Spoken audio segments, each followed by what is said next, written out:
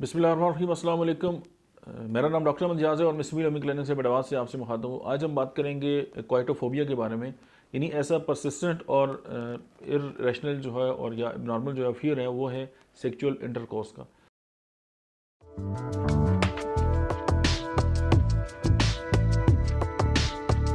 यानी ऐसे लोग जो हैं वो एक तो ये है कि शादी से घबराते हैं, दूसरी बात है कि वो जो सेक्सुअल इंटरकोर्स है उससे जो है वो डरते हैं।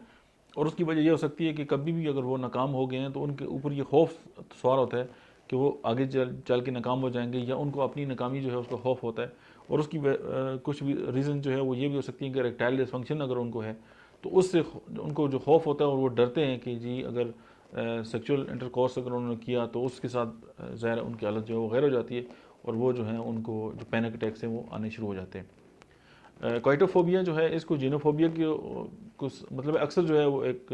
इसको जो है वो रिप्लेस कर दिया जाता है एरोटोफोबिया के साथ, लेकिन इन दोनों में ये वाज़ेह फ़र्क है कि जो जीनोफोबिया है उसमें सिर्फ इंटरकोर्स से जो है वो डर लगता है, जबकि एरोटोफोबिया में किसी भी जो जिनसल अमल जो है उसका जो खौफ है वो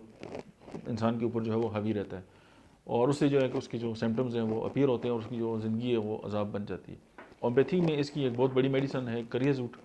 और जो करियाजूट है आप उसको देकर जो है इस खौफ से जो है वो पेशेंट को निजात दिला सकते हैं। Thank you very much.